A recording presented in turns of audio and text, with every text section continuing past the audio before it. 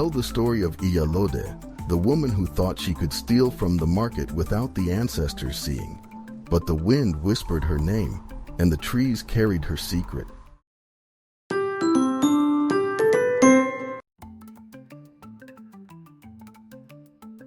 Once upon a time, in the ancient land of Meritah, there was a small village called Agenebode, nestled between towering mountains and lush green valleys. Agenebode was known far and wide for two things: its wise, humorous elders, and the curious way it governed itself. Unlike the nearby villages, Agenebode's leaders weren't chosen by who could shout the loudest or wave the biggest staff. No, Agenebode's leaders were chosen based on something far more valuable: wisdom passed down through their cultural heritage. At the heart of Agenebode's governance was Baba Dirisu, a man whose beard was as white as the clouds and whose belly bounced when he laughed, a sight that often brought joy to his people. Baba Dirisu wasn't just any leader. He was a man who knew the stories of the ancestors and used them in his decisions.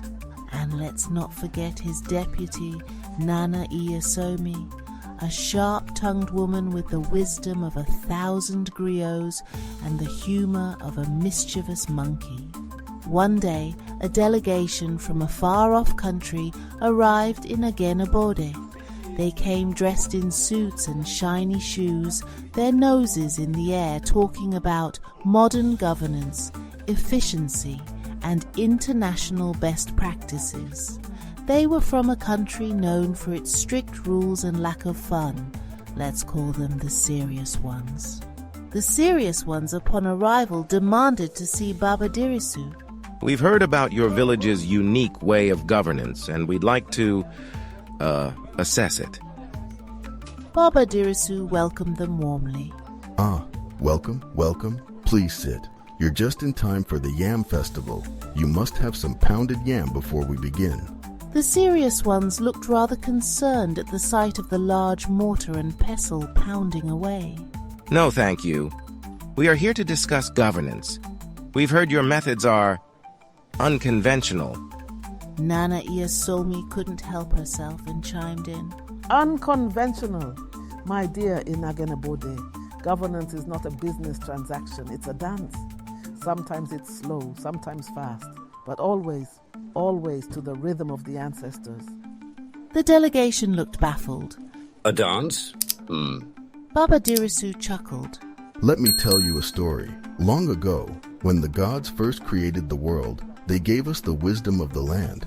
They said, if you lead with your belly full of the stories of your ancestors, you will never lose your way. You see, in Agenebode, we don't just pass laws, we pass down stories that remind us who we are, where we come from, and where we're going. That's what guides our leadership. The serious ones were silent, unsure how to respond. Finally, their leader spoke up. But how does that work in a modern context? Baba Dirisu smiled. You want to know how it works, eh? Well, let me ask you this. In your land, do you have a law against stealing? Yes, of course. Good. And do people still steal? Well, yes, sometimes. Baba Dirisu slapped his knee, a gleam in his eyes. You see, in Agenebode, we don't just say, don't steal. We tell the story of Agenebode, the woman who thought she could steal from the market without the ancestors seeing. But the wind whispered her name, and the trees carried her secret.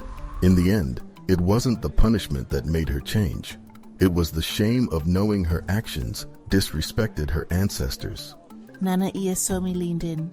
You see, here, we don't rule by fear of punishment. We lead by the strength of connection. Our people don't follow us because they have to. They follow us because they respect where we come from. Our laws are not just words on paper. They are rooted in the soil of our heritage. The serious ones blinked, surprised. But how do you make decisions? Baba Dirisu grinned. With humor, of course. You see, when a decision is tough, we don't argue like roosters in the yard. We gather under the baobab, share a bowl of palm wine, and tell stories. By the time the stories are done, the answer usually reveals itself. The ancestors guide us, but they also remind us not to take ourselves too seriously. The serious ones exchanged glances, unsure whether to laugh or be confused. And that's why we're respected. Because we lead not just with our heads, but with our hearts and our roots. The world may change, but the wisdom of our ancestors never goes out of fashion. It makes our governance unique, authentic, and grounded in something bigger than ourselves. By the time the serious ones left Agenebode, they had a lot to think about. Perhaps they realized governance didn't always have to be rigid and cold. Perhaps there was value in stories, humor, and the deep roots of cultural heritage. As they departed, Baba Dirisu and Nana Iyesomi watched them go, a knowing smile on their faces. Do you think they will get it? Baba Dirisu chuckled. Oh, they'll get it, eventually. The ancestors have a funny way of planting seeds in the most unlikely places. And so Agenebode continued to lead with wisdom, humor, and the stories of the past, proving to the world that true leadership isn't about power. It's about connection, heritage, and the knowledge that you are but one part of a much larger story. The end. Thank you once more, dear friends, for joining us on this journey. Let us pass this wisdom to our children. Please like, subscribe, click the notification bell, and share.